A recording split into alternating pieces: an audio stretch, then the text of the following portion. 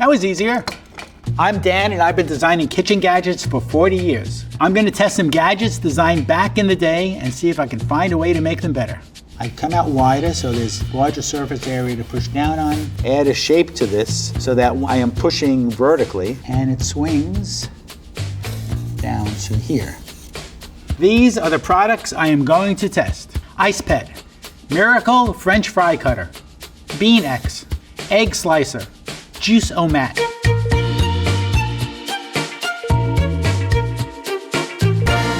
Ice Pet. Its purpose in life is to turn ice into snow cone-like material or keep you company as a pet. It's kind of friendly looking, could be the colors. Let's see how effective it is. This requires a disc of ice to use it. I am going to put it in place, push hard, and start grinding. And that's pretty good. I'm not even halfway through the ice. I could keep going, but I'm too anxious to eat a snow cone. And I am going to try Boppin' Blue Raspberry. And it's definitely blue, like all good raspberries. Let's go. The ice texture is actually pretty good snow cone consistency. I would say that this gives the guy on 137th Street a run for his money. Let's see how the Ice Pet compares to a more modern ice cube shaver.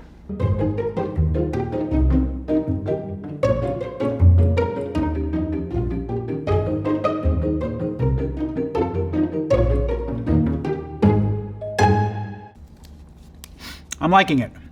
Maybe a little less fun than the Ice Pet. It's definitely a lot less pet-like. To compensate, the cherry is making me cheery. In terms of effectiveness, on a scale of 1 to 5, I'd give it a 4.5. I think it was pretty effective. It was a lot more consistent in the way it scraped. It was fun to watch the ice come out of this one. The downside is you're going to have discs of ice, not just ice cubes, out of your ice cube tray. So what you may want to do is keep a couple of discs in your freezer at all time for that moment when you say, I need a snow cone and I need it now. It's time for the left-handed oil test. By making my non-dominant hand slippery, it's going to highlight any deficiencies or areas for improvement. It's not the only way to do it, but it's a very quick evaluation. Let's try to lift the ice. No, look at that, I can't. Let's get the disc into place. Both hands are slippery, but I'm going to be favoring my left hand in doing this. I'm going to brace it with my right hand, and let's start grinding. Yeah, that's kind of fun. It looks like my left hand's doing a lot more movement, but I'm actually applying a lot more pressure with my right hand to keep this stable. Let's fill. And flavor-wise, loony lemon lime. Nothing artificial at all in this flavor. Let's give it a shot. Like I said before, the texture's pretty good. How can you complain when you're eating a snow cone? In terms of usability, I would give the Ice Pet. Again, I'm kind of in a good mood, I think because I just ate a few snow cones. Let's give it a 4 out of 5. There's a little bit of a physical struggle using it. I think you would like it if you had it and you had your technique figured out. So let's think about a redesign. I think there are a couple of things I would suggest in a redesign. Because it's a little bit unstable without the suction cup, I would assume that the suction cup is not going to be dependable for a lot of surfaces, for a lot of people. So rather than have a circle here, I would turn this base into an oval, extend it out here a bit and out here a bit, because it's unstable in this direction. And the wider you go in that direction with the base, the more stable it's going to be, the less work you're going to have to use for the hand that's not on the crank. This handle is a little skinny and a little hard to control. So instead of a handle that looks like this, I'd come out wider so there's larger surface area to push down on. The crank itself, I don't have any complaints with. I think that's okay. But what I would suggest, because this device is dependent on that specifically molded disc of ice, I would provide an insert that takes regular ice cubes, because not everybody wants to wait a few hours for their snow cones. It's going to be tragedy in the kitchen. So what I would do is think about an insert in here. I would think about providing a disc with 4 holes in the back to mate with those pins, but maybe with 4 divisions that would accept standard square ice cubes or half round ice cubes. Maybe that would even take 2 inserts. That way, no one is left out. I think a buy rating for the Ice Pet, I would give it a 4 out of 5. All in all, with the Ice Pet, I hope it follows me home. Come on. This way. Come on. Miracle French Fry Cutter. What it says is cuts 25 pieces in 1 stroke. So this is pretty rustic looking. Potato goes in here, handle goes down, French fries come out this side. Let's see how effective it is. So potato in, and Yeah, okay, that worked, but the motion was a little jerky. I do have French fries at the end. Didn't feel that good. It felt a little awkward, the way it kind of flew out at the ends, and also how the way my hand jammed down. Let's try this one. Boy, you really have to put a lot of body weight into this. Well, we're using at least 1, 2, 3, 4, 5, 6, 7, 8 of these blades to slice. So the pressure is going to be 8 times as much pressure as you would need to cut with one blade. And I'm trying to make so many French fries at once that it does take a whole lot of effort. I think I got 17 things that I would call fries. But no, you're not going to get 25 French fries unless you have a perfectly square potato. And those are difficult to find. Let's see how the Miracle French Fry Cutter compares to a standard French mandolin. Mandolins are a little dangerous. You can see these blades sticking out and they're a little sharp. So I'm going to put a towel on top here just to keep myself a little bit safer.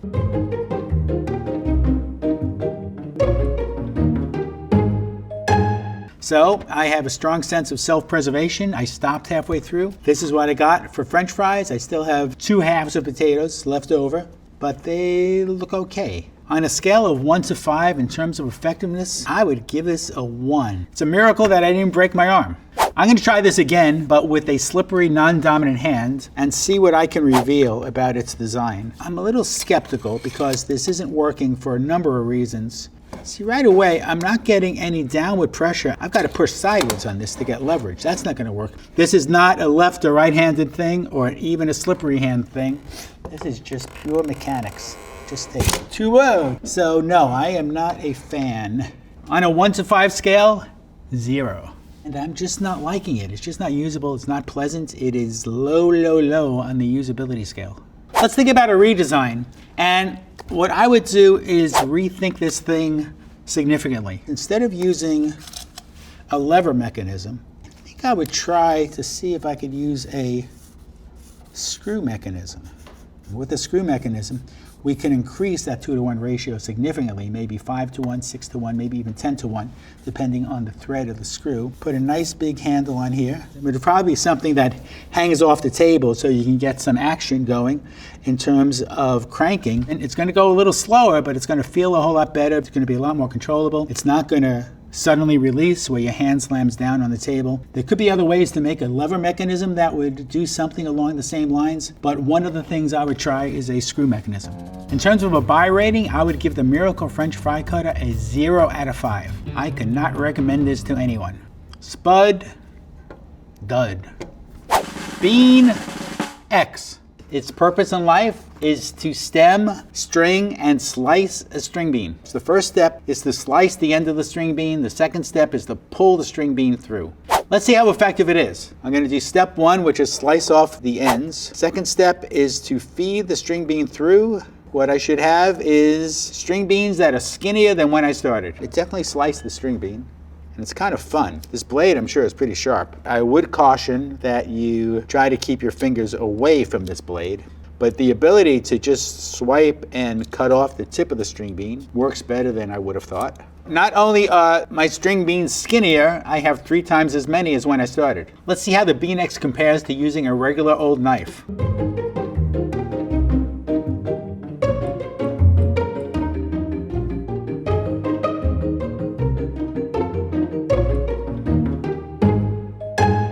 I think I would at one point decide that I'm happy with my string beans just as they are. Plus, the knife is not nearly as much fun as the Bean X. In terms of effectiveness, on a scale of 1 to 5, I'm going to give Bean X a 5. I kind of like it. It takes some time, but I think it does what it promised to do. Now I'm going to try Bean X with the left-handed oil test. Slice off the tips, pull this through.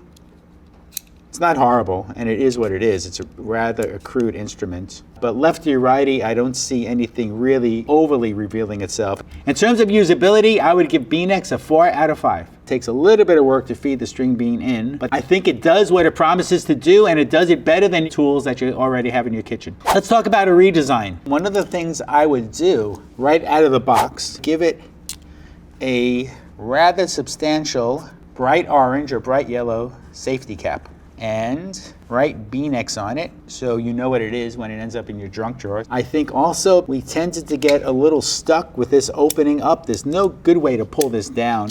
So I would give a bit of a shape to this bottom part so that it's going to be that much easier to pull it down when you need to pull it down. One thing I would look at is opening up this entrance port for the string bean, maybe giving it a bit of a bigger target so that when you start to feed the string bean in, it self-centers. This thing actually is a little bit hard to control. It's just a little too skinny. With a slippery hand, it's a little too slippery. I would fatten this guy up. I would at least give that some consideration. Is there a way to make this thing a little more stable? In terms of a buy rating, I'm giving Beanex a 5 out of 5. Be careful about that blade, it's probably pretty sharp, but if you really feel like your string bean's a little too fat, I would say Beanex is the way to go. Just don't get Beanex confused with Beano, that's a whole different thing. Egg slicer. Its purpose in life is to slice an egg into 6 perfect wedges. Let's see how effective it is. I am going to place the first one in. I'm going to do it pointy side up. Why do eggs have a pointy side? Don't ask me, ask the chicken. Let's give it a squeeze. And yeah, no big surprise. It sliced pretty well. All slices are even. Let's do a second one. But so far, so good. I now have 12 evenly sliced egg wedges. Let's see how they taste. Very egg-like. Let's see how that compares with slicing an egg with a regular old kitchen knife.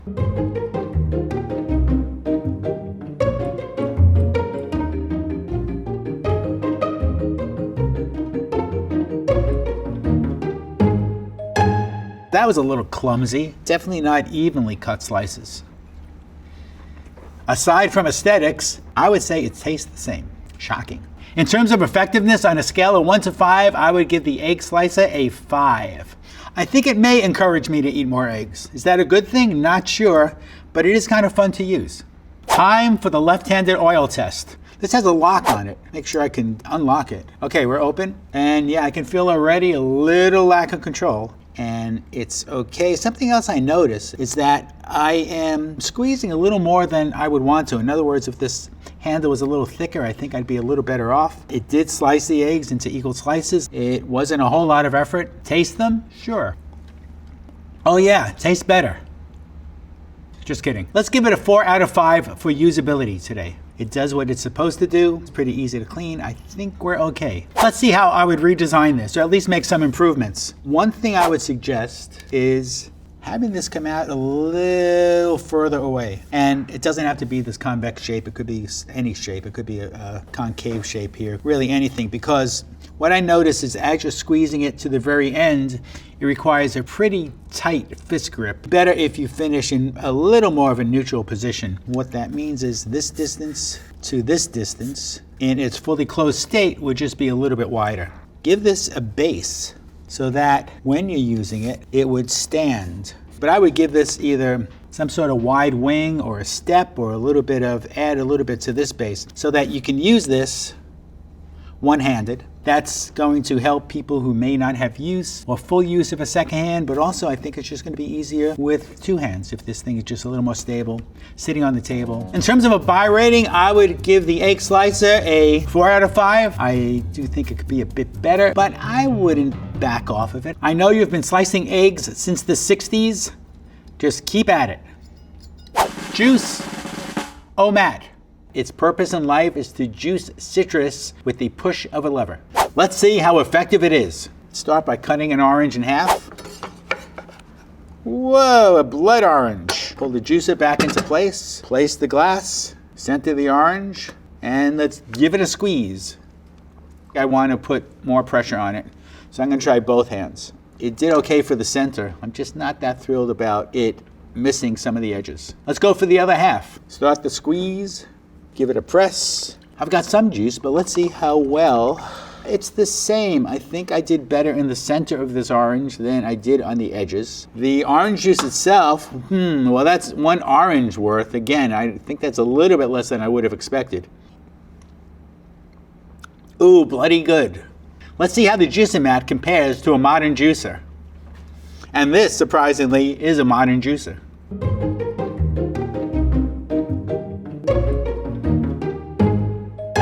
That is a full orange worth of juice, and it's not nearly as much as I would have thought. I think if I was given the choice between this and the juicer mat, I think I would go onto eBay and look for a juicer mat. In terms of effectiveness, I would give the juicer mat a 3.5 out of 5. Why? because I did the math and I think I got about 70% of juice out of that orange, and that's what 3.5 would give us. Now I'm going to give the Juice-O-Mat the left-handed oil test. Get half an orange, position the orange. So I'm just going to give a slippery left hand a push. And I do feel it's a little less stable, but I'm actually squeezing this with my fingers so that my hand doesn't slip out that way. If I went just like that, the slippery hand, I would just be off the lever. Yeah, maybe because my left hand's a bit weaker, I'm just not squeezing this orange half, as much as I did previously. In terms of usability, I would give this a 2 out of 5.